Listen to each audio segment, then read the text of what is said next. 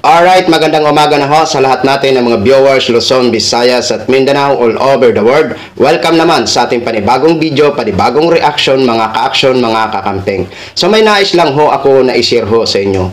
Tungkol ito sa dalawang babae na kung saan nagbigay ng reaction dito kay Vice President Sara Duterte. So alam naman po natin na minsan napapanood natin si Vice President kapag na sumasagot po ito, para bang feeling victims, parang feeling victims at para bang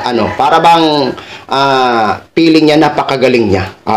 Kaya hindi ho natin masisisi ang ating mga kababayan na magsalita o magbigay ng reaction dito sa mga sinasabi ni Vice President Sara Duterte kasi minsan nanunotice ho natin na kung magsalita man ito si Vice President Sara Duterte, may mga ibang salita na dapat kapuna-puna.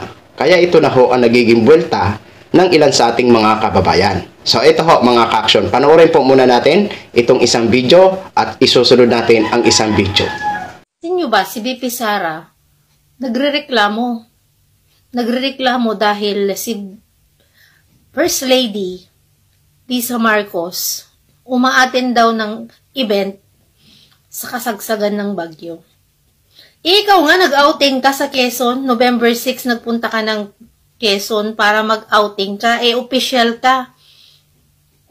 Politiko ka, politician ka.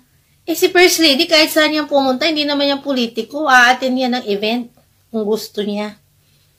Hindi po yan siya pasahod ng gobyerno para pigilan mo na umattend sa event. Bobo ka ba? Nako. Nakainom ka na naman siguro ng pampabobo. Diyos mio, Marimar. Kitid ng utak ni VP Sara sa totoo lang. Ang dami niya mga questions. I-question mo yung sarili mo, ba't travel ka ng travel? So yun na ho mga ka-action, mga kakamping, no? Grabe naman si ate kung maka-BO-BO kay Sara Duterte.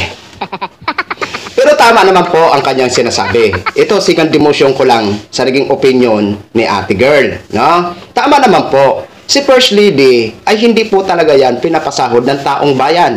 Sa madaling sabi, wala po siyang obligasyon sa atin ng mga ordinaryong Pilipino. Kasi First Lady lang ho siya.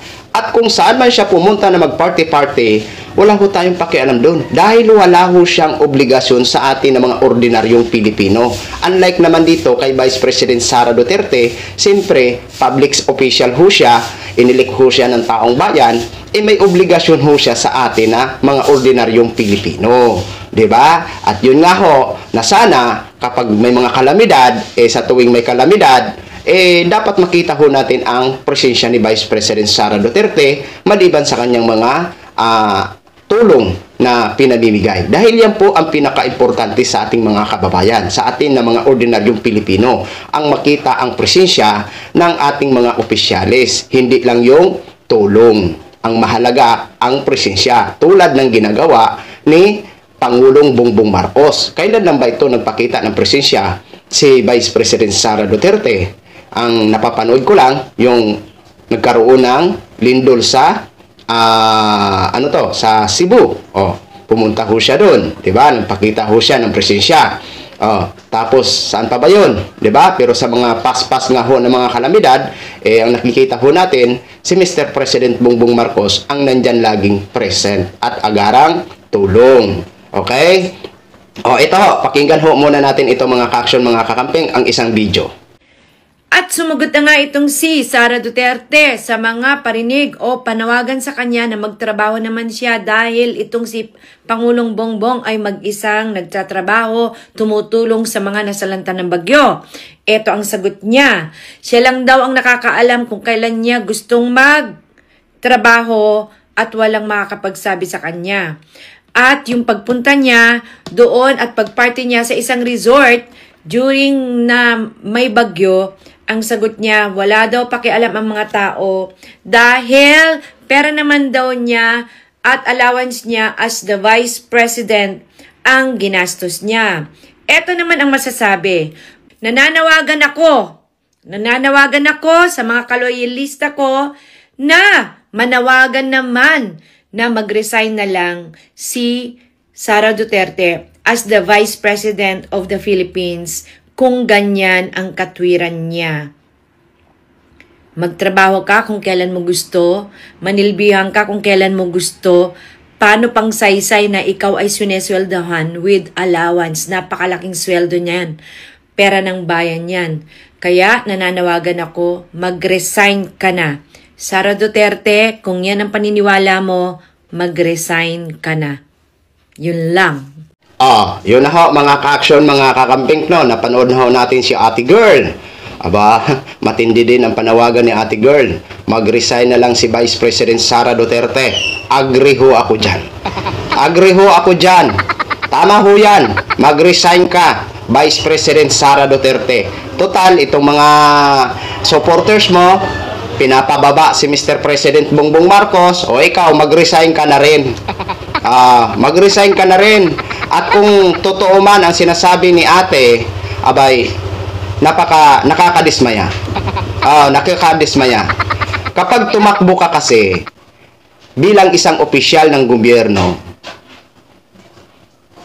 accept mo na yan. Na second, ano na lang ang iyong mga masasaya na mga gawain. Kumbaga, second priority na lang yan.